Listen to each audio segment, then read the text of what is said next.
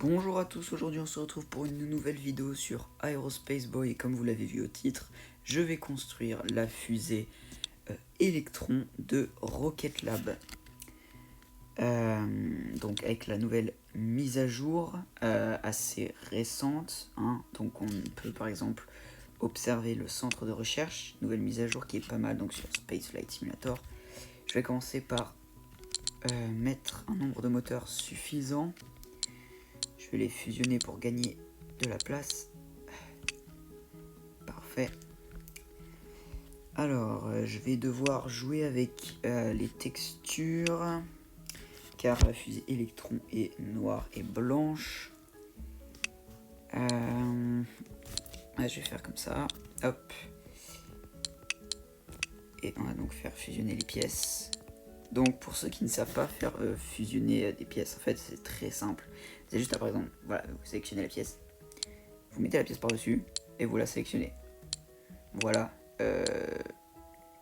Mince, il suffit que je dise ça.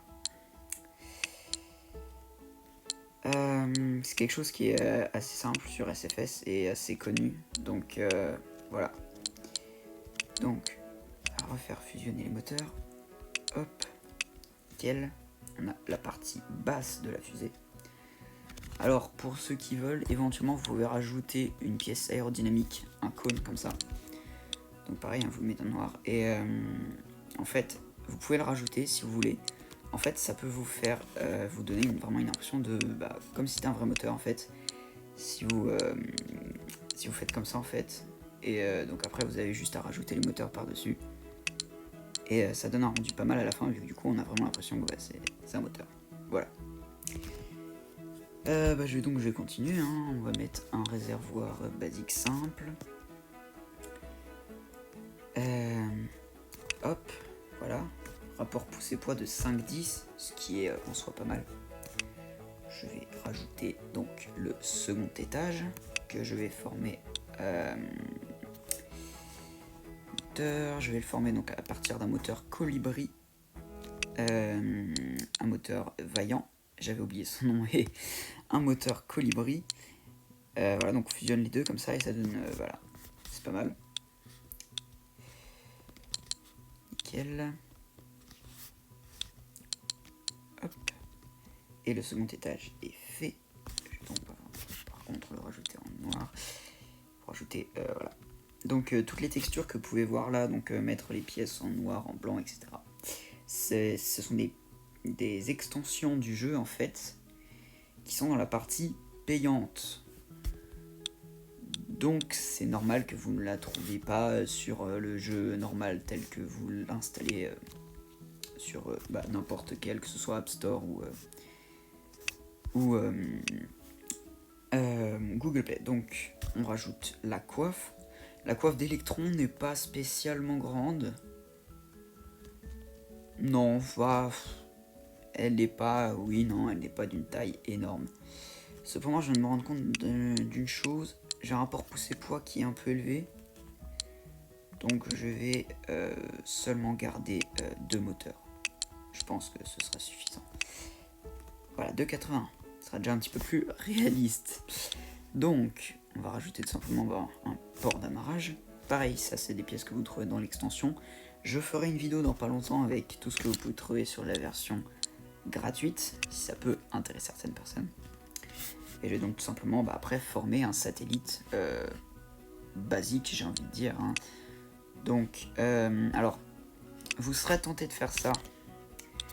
Sauf que le problème du Space Flight Simulator, c'est que comme vous pouvez voir ici, il y a un petit écart. Et en fait, ça va causer un problème parce que ça colle pas.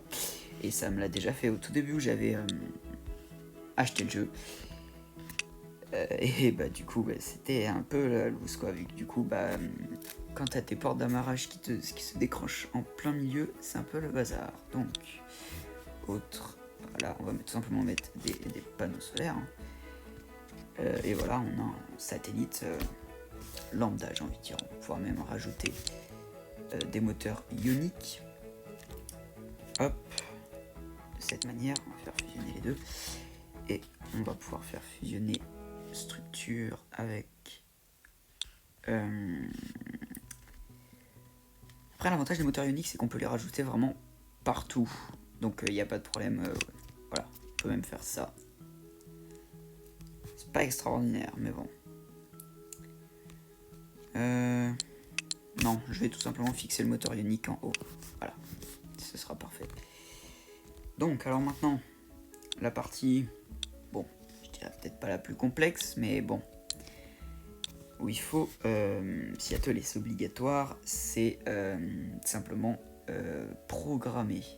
Alors ça, bah, c'est vachement bien, c'était dans une mise à jour qui est par contre elle un petit peu plus ancienne, hein. C'était l'avant-dernière mise à jour, tout simplement. Et ça c'est très intéressant parce que ça permet de gérer beaucoup plus facilement bah, le jeu tout simplement, hein.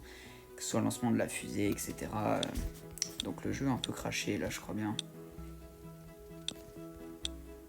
Ok, ça a sauvegardé, j'ai de la chance. Donc après on va rajouter les ports d'amarrage et le moteur unique éventuellement avec panneau solaire.